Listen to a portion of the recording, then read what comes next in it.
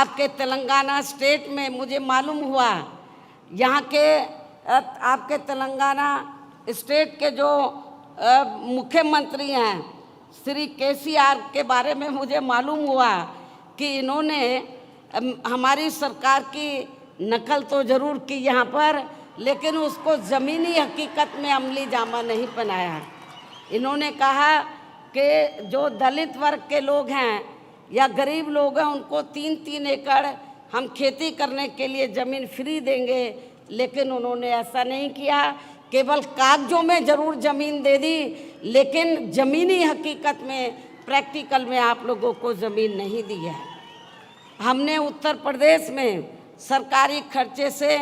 गरीब आवासीनों के पक्के मकान बना कर दिए। जिनके पास अपने घर नहीं थे, सरकारी पैसे से हमने पक्के मकान बना कर दिए। और इतना ही नहीं, जो SC/ST वर्ग के लोग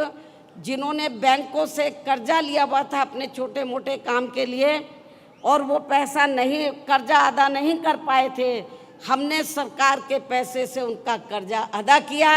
कर्जे से मुक्त उनको कराया हमने। ऐसे अनेकों और भी महत्वपूर्ण फैसले लिए गए जिससे इनकी काफ़ी हद तक आर्थिक स्थिति मजबूत हुई है। साथ ही डॉक्टर अंबेडकर ग्राम विकास योजना व मान्यवर श्री कांशीराम जी शहरी विकास योजना के तहत गांवों व शहरों में रहने वाले दलितों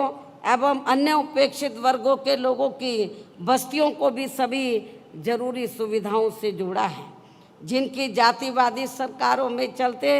यहाँ हर स्तर पर काफ़ी ज़्यादा उपेक्षा की गई है। इनके अलावा सर्व समाज में से गरीबों, बेरोजगारों, मजदूरों, कर्मचारियों, किसानों, व्यापारियों व अन्य मेहनतकश लोगों के हितों में भी अनेकों ऐतिहासिक कार्य किए हैं, जिनकी काफ़ी कुछ जानकारी आपके स्टेट के लोगों को भी है, उन्हें मैं दोहराना नहीं चाहती हूँ। इतना ही नहीं, बल्कि हमारी पार्टी की रही सरकार ने विशेषकर दलित एवं अन्य उपेक्षित वर्गों में जन्मे अपने महान संतों, गुरुओं व महापुरुषों आदि को भी विभिन्न रूपों में पूरा आदर सम्मान दिया है। इनके सम्मान में नवनिर्मित जिलों के नाम रखे गए तथा जनहित की अनेकों योजनाएं भी शुरू की गई। इनके आदर सम्मान में ऐतिहासिक स्मारक, गार्डन, पार्क आदि बनाए गए तथा इनकी काफ़ी भव्य प्रतिमाएं भी लगाई गई, जिनकी इन सब मामलों में विरोधी पार्टियों की रही सरकारों में वहाँ काफ़ी उपेक्षा की गई है। जबकि आपके यहाँ तेलंगाना स्टेट में BSP के थोड़ा मजबूत होते ही अब यहाँ की वर्तमान श्री केसीआर की पार्टी की जो सरकार है वो अपने राजनीतिक स्वार्थ में खासकर SC/ST व OBC वर्गों के मसीहा परम पूज्य बाबा साहब डॉक्टर भीमराव अंबेडकर के नाम पर कुछ सरकारी स्थलों के नाम रखने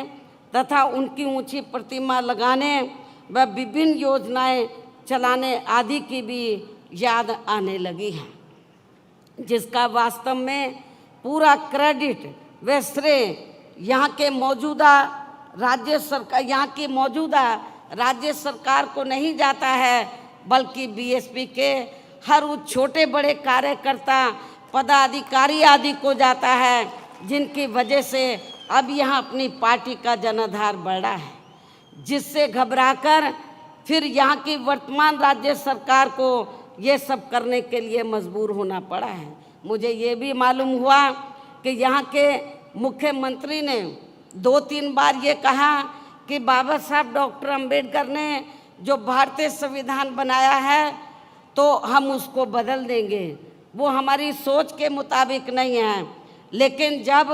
हमारे लोग इसके खिलाफ मैदान में उतरे तो अपनी इस कमी पर पर्दा डालने के लिए, आपको खुश करने के लिए ये सब नाटकबाजी इनको करनी पड़ी है।